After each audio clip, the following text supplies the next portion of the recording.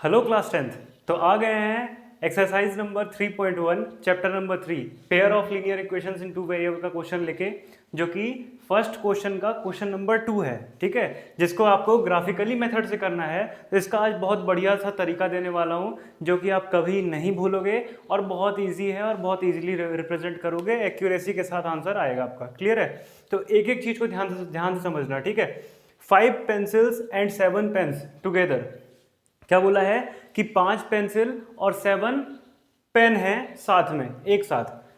Cost 50 rupees. अगर 5 pencil के cost को और 7 पेन्स के कॉस्ट को अगर मैं साथ में मिला दूं तो कितना आएगा? तो बोलोगे 50 आएगा।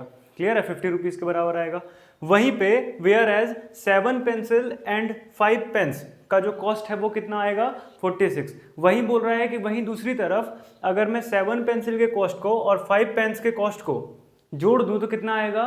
तो बोल रहा है 46 आएगा। तो find the cost of 1 pencil and that of 1 pen.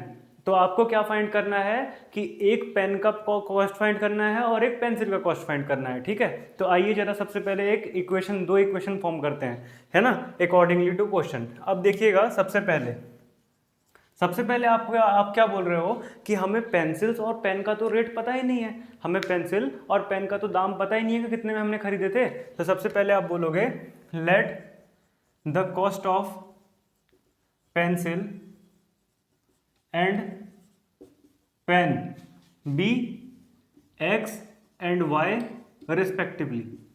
Respectively का मतलब क्या होता है? मैंने बताया हूं, रिस्पेक्टिवली का मतलब होता है क्रमानुसार। मतलब कि x और y किसका है? तो पेंसिल को रिप्रेजेंट कर रहा है x और पेन को रिप्रेजेंट कर रहा है y। ध्यान देना, पेंसिल को x और पेन को y। क्लियर है? अब जरा ध्यान दो, पहला इक्वेशन क्या बोल रहा है कि 5 पेन के कॉस्ट को अगर आप और 5 पेंसिल के कॉस्ट को और 7 पेन के कॉस्ट को अगर आप मिला दो तो कितना आएगा? 50 रुपीज के बराबर आएगा। तो मिला देते हैं। तो 5 पेन मतलब क्या? 5 पेंसिल का मतलब क्या? x, और 5 और 7 पेन्स का मतलब क्या? y plus 7y is equal to कितना? तो ₹50। कितना? ₹50 लिख दिए। तो ये बन गया क्या आपका? इक्वेशन नंबर 1 बन गया। क्लियर है? याद रहेगा?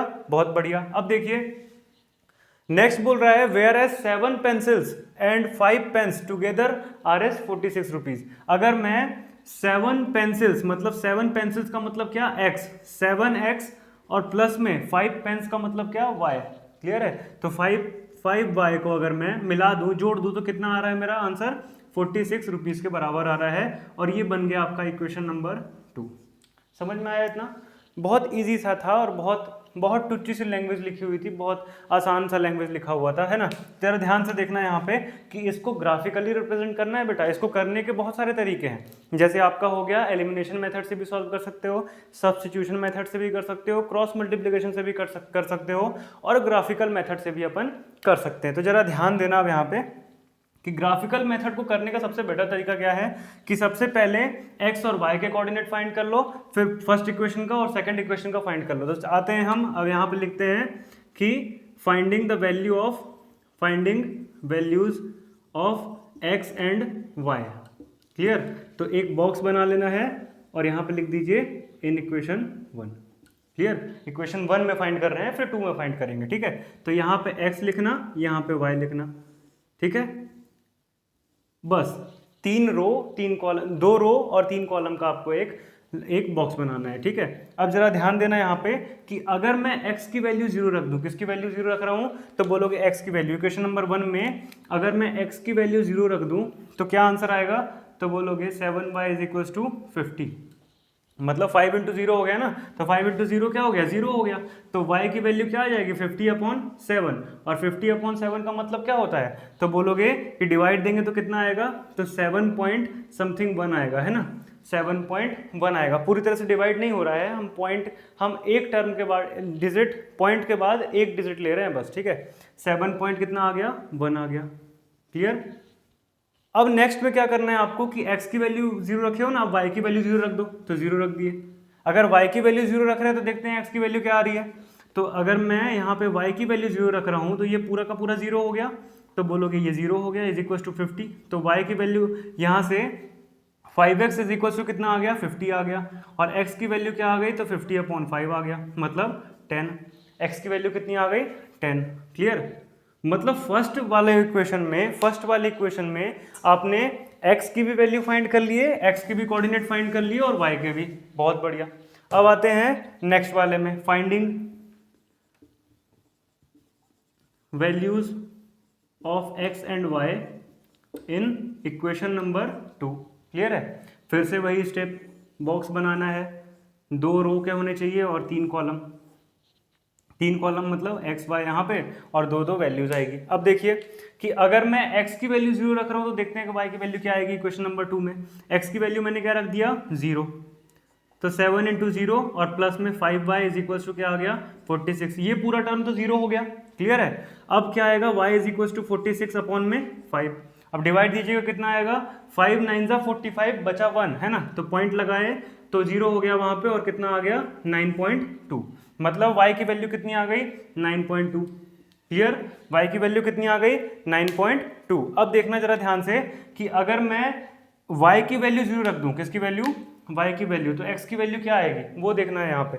तो अगर मैं y की वैल्यू 0 रख रहा हूँ, जरा देखना, तो यहाँ पे 7x प्लस में y की वैल्यू 0 रखा तो ये इनटू में से करे तो 0 हो गया पूरा का पूरा, है ना, इज इक्वल टू क्या हो गया 46।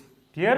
अब x इज इक्वल टू क्या हो गया 46/7, है ना, तो 7 6 × 42, बचा कितना 4 बच गया, पॉइंट लगाए तो 0 हो गया, और 7 5 × 35, मतलब लगभग 6.5 के बराबर आ रहा है। यहाँ पे क्या हो गया 6.5। क्लियर है? अब देखो जरा यहाँ पे कि 2 वैल्यू सबकी मिल गई है, x की वैल्यू मिल गई, y की वैल्यू मिल गई, मतलब 0। हमने x की वैल्यू 0 रखे फर्स्ट इक्वेशन में तो 7.1 आ गया, सेकंड और उसी में हमने y की वैल्यू 0 रख दिए तो 10 आ गया x का वैल्यू। अब x की वैल्यू 0 रखे इक्वेशन नंबर 2 में तो y की वैल्यू 9.2 आ गया, और 0 रखे y की वैल्यू तो x की वैल्यू कितनी आ गई 6.5। अब इसको रिप्रेजेंट कर रहा है किस पे, ग्राफ पे रिप्रेजेंट करना है। मैं इतना मिटा दे रहा हूँ, है ना। अब देखो, अब हम सबसे पहले ग्राफ बना लेते हैं, एक लाइन है ना, और एक इधर लाइन, ठीक है। बीच में हो गया 0, ये हो गया 1, ये हो गया 2, ये हो गया 3 4 5 6 7 8 9 10 तक का मैक्सिमम है तो 10 तक का बना लिए। ये कितना हो गया, ये 1 2 3 4 5 6 7 8 और ये 9 और ये 10। क्लियर है? अब देखना जरा यहाँ पे कि फर्स्ट वाले कोऑर्डिनेट को, फर्स्ट वाले इक्वेशन के अकॉर्डिंग चल रहे हैं हम, तो बोलोगे x की वैल्यू 0 है तो y की वैल्यू कितनी है 7.1, तो x की वैल्यू 0 तो y एक्सिस में वैल्यू कितनी आएगी तो 7.1 लगभग यहाँ पे आएगा, इस वाले पॉइंट पे, ठीक है। अब बोलोगे कि अगर y की वैल्यू 0 है तो x की वैल्यू कितनी है 10, y की वैल्यू 0 तो x की वैल्यू कितनी है 10, तो बोलोगे ग्राफ कुछ ऐसा मिलेगा, मतलब ये वाला ग्राफ कुछ ऐसा मिलेगा, सही है, कुछ ऐसा मिलेगा। अब देखना, अब इक्वेशन नंबर 1 तो यहाँ पे फाइंड हो गया, मतलब आप बोलोगे कि जो इक्वेशन नंबर 1 हमारा फाइंड हुआ था 5x + 7y is equal to कितना 50, इक्वेशन नंबर 1 की लाइन हो गई। अब जरा देखना सेकंड वाला, मतलब x की वैल्यू अगर सेकंड वाले इक्वेशन में 0 पुट किए तो y की वैल्यू कितनी आई 9.2, तो चलिए पुट कर दीजिए x की वैल्यू 0 तो y की वैल्यू कितनी 9.2 और 9.2 समथिंग यहाँ पे आएगा।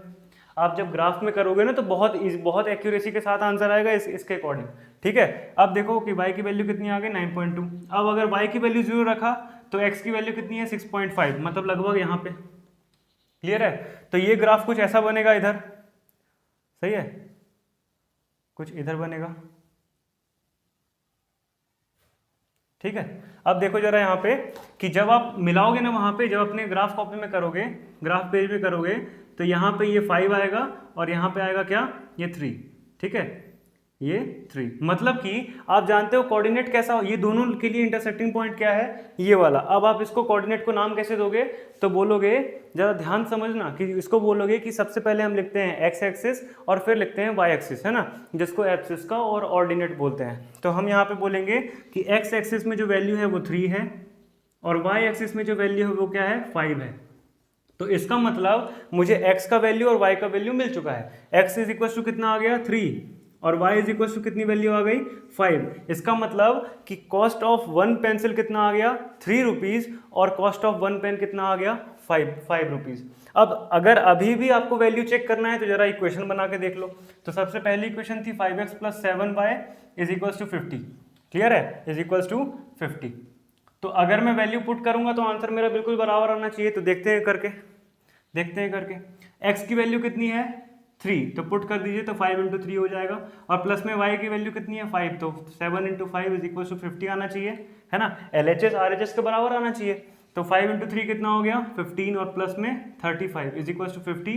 तो बोलोगे 5 5 10 हो गया, कैरी में 1 हो गया, और 3 और 4 और 1 5 is equal to 50। Hence LHS is equal to RHS, hence proved. Clear है, कितना इजी मेथड था बताइए, है ना। और एक्यूरेसी के साथ भी आया हमारा आंसर, है ना। तो अब मिलते हैं नेक्स्ट क्वेश्चन में, तब तक के लिए take care and good bye.